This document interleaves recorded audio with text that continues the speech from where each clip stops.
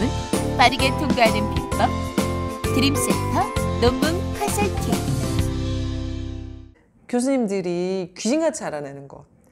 저분들이 어떻게 이렇게 꼼꼼하게 다 읽었거든요. 저 귀신같이 알아내지? 라고 하는데, 사실은 읽지 않아도 그 구조적인 틀 내에서 몇 가지만 질문해보면 잘못 나오면 탁 알아보는 이런 거예요. 그러니까 여러분, 연구 방법이 왜 이렇게 중요하냐?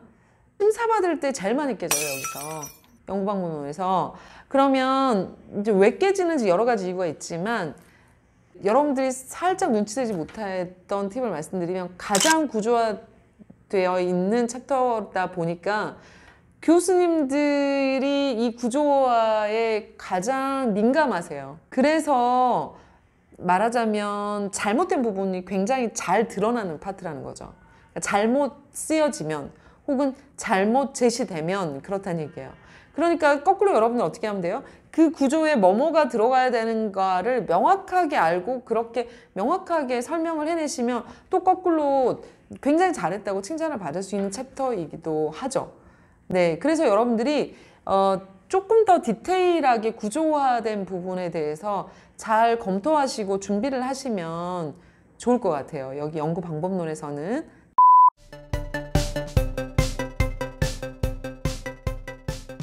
안녕하세요. 반갑습니다. 논문 컨설팅 전문기업 드림셀파 윤선희 대표입니다. 오늘은 제가 어떤 얘기를 하려고 하냐면 3장 연구 방법에 대해서 하려고요. 오늘 할 얘기에 대해서 시작해 보도록 할게요.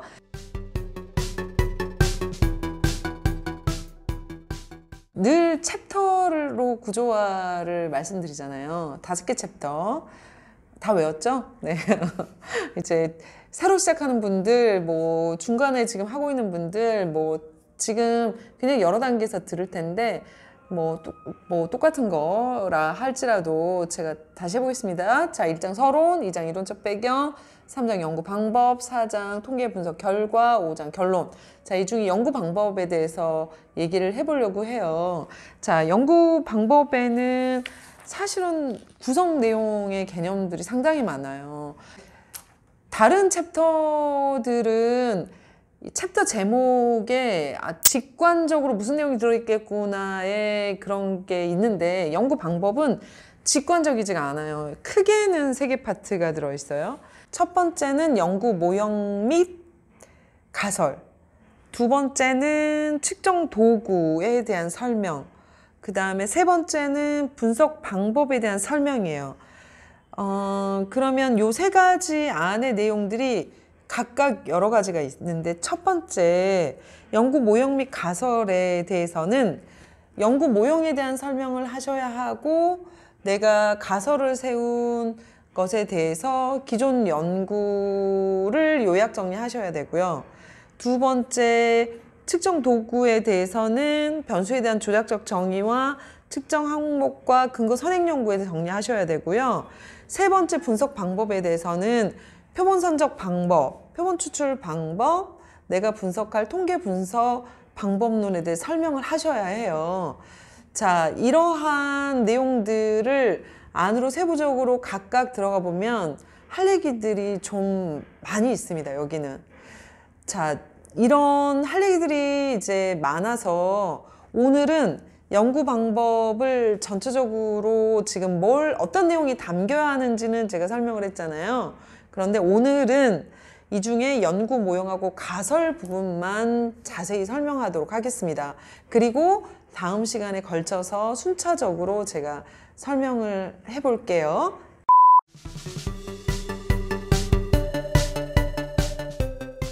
연구 모형은 내가 연구하려고 하는 이제 주제들, 변수들에 대해서 구체적으로 그림으로 보여주는 거예요. 그래서 A, B, C 세 변수의 관계에 대해서 알아보려고 합니다. 그러면 A가 B에 영향을 주는가, B가 C에 영향을 주는가, A가 C에 영향을 주는가, 또 A, C의 관계에서 B가 매개 역할을 하는가, 이런 것들을 그림으로 도식화시키는 게 연구 모형이라고 얘기할 수 있고요.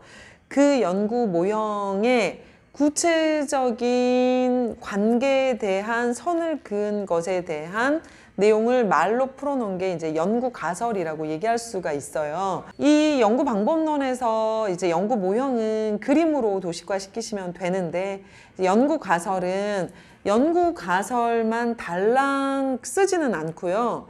이 가설이 나오게 된 배경에 대해서 설명을 하셔야 돼요. 이 연구 가설이 나오게 된 배경을 설명을 할 때는 제가 지난 시간에 이론적 배경에서 기존 연구를 요약 정리해야 됩니다 라고 할 때 2장에 들어가는 요약 정리와 3장에 들어가게 된 요약 정리가 다릅니다 라고 설명을 드렸었잖아요. 2장은 A, B, C 세 가지 변수 각각의 개념, 구성 요소, 기존 연구 결과를 요약 정리하는 거가 2장. 그 다음에 3장 여기 가설에서는 두 변수의 관계, A, B의 관계, B와 C의 관계, A와 C에서 B의 매개 역할, 이런 부분의 기존 연구의 흐름을 잘 정리하면서 이런 연구의 결과를 토대로 본 연구의 가설은 이와 같습니다 하고 가설을 쓰시는 거예요. 자, 그러면 이제 예를 들어서 한번 설명을 좀 해볼까요? 예를 들면 이제 독립변수가 배우자 관계 만족도고요. 종속 변수가 우울 수준이라고 한번 생각을 해볼게요. 그러면 배우자의 관계 만족도가 우울 수준에 영향을 주는가를 알아보고자 합니다 라고 하면 이제 가설로 어떻게 표현하면 될까요? 를 할 때, 자, 예를 제가 두 가지로 들어볼게요. 배우자와의 관계 만족도가 우울 수준에 미치는 영향이 어떠한가? 이렇게 표현할 수 있고요.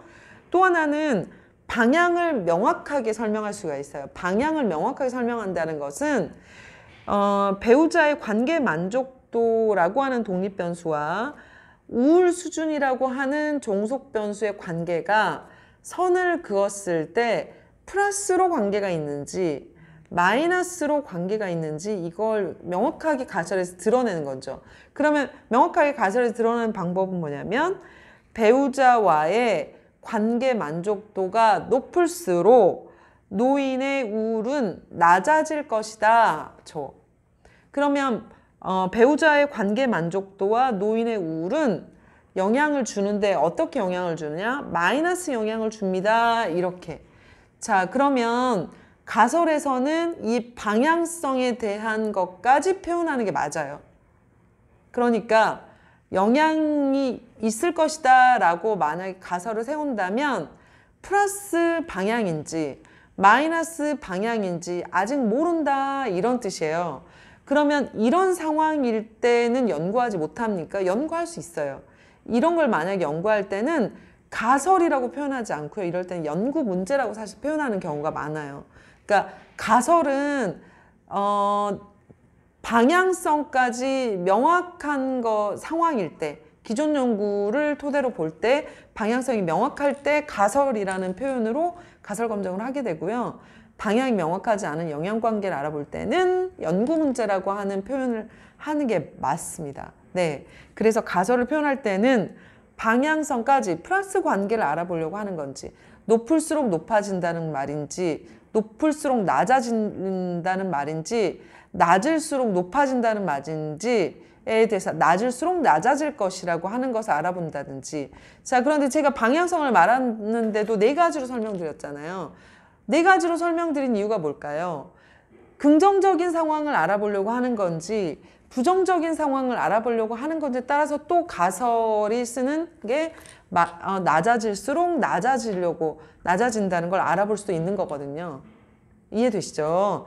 네, 그래서 가설을 쓰실 때는 변수와 변수의 관계에 대해서 설명을 하는데 두 변수의 관계가 플러스 방향인지 마이너스 방향인지에 대해서 명확하게 하셔야 하고, 또 플러스 방향이다 하더라도 긍정적으로 플러스인지 높아질수록 높아지는 건지 낮아질수록 낮아지는 건지, 또 마이너스 방향이라고 하면 높아질 때 낮아지는 걸 해보고 싶은 건지 낮아질 때 높아지는 걸 해보고 싶은 건지, 이런 방향성을 명확하게 여기 가설에 드러내셔야 한다는 것이 중요한 대목이에요.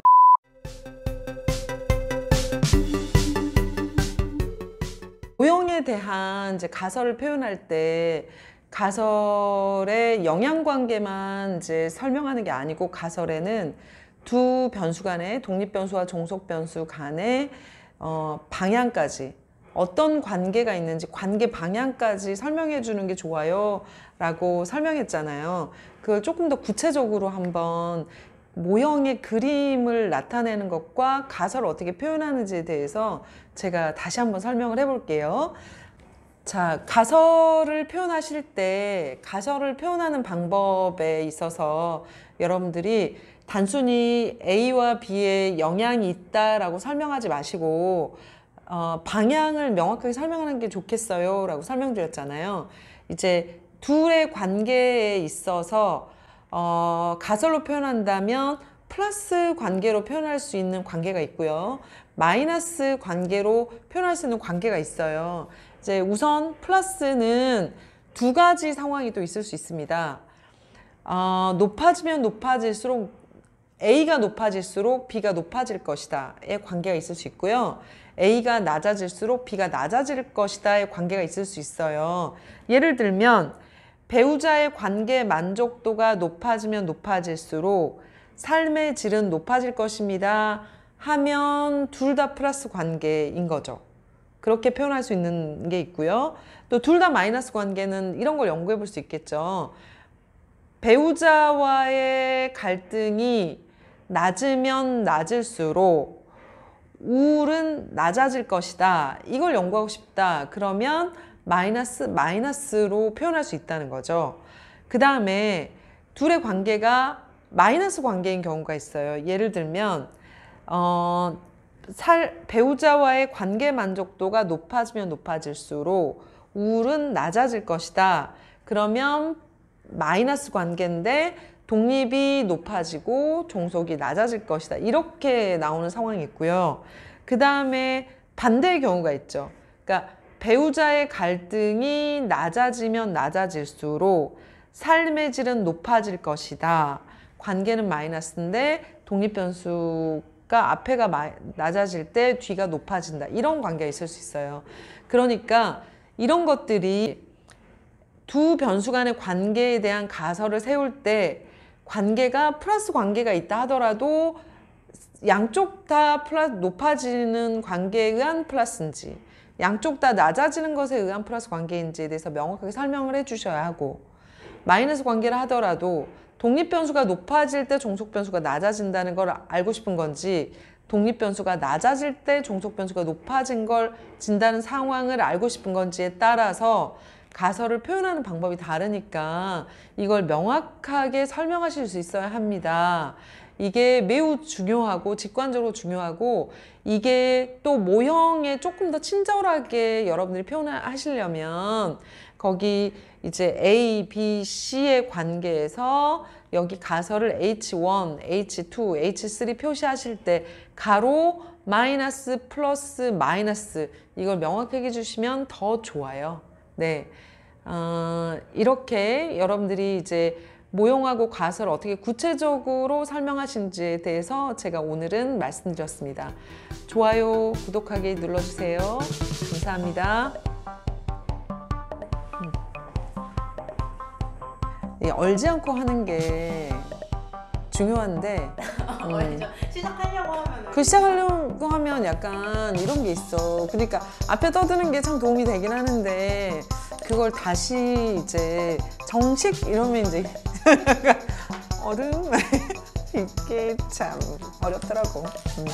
모든 일이 그래. 그 자기에게 익숙해지기까지. 내가 강의를 몇 년 했는데 25년 했다 했잖아요. 그러니까 내가 20년쯤 됐으면 날라달렸을 거 아니에요. 근데 여긴 내가 지금 얼마 됐어요. 이거 요렇게 하고 한 지는 1년도 안 됐죠. 그러니까 네, 그것도 이제 뭐 계속 꾸준히 열심히 해야 되는데 우리가 한 주에 하나도 굉장히 잘하는 거잖아. 바빠서 바쁘잖아 우리 회사가. 아유 참.